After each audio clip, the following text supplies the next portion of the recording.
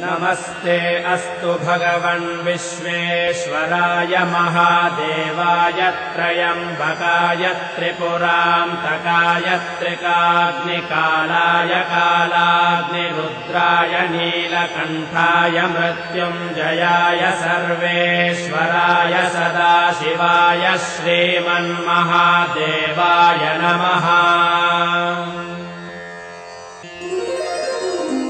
नमस्ते अस्तु भगवन् विश्वेश्वराय महादेवाय त्रयम्बकाय त्रिपुरान्तकाय त्रिकाग्निकालाय कालाग्निरुद्राय नीलकण्ठाय मृत्युञ्जयाय सर्वेश्वराय सदाशिवाय श्रीमन्महादेवाय नमः।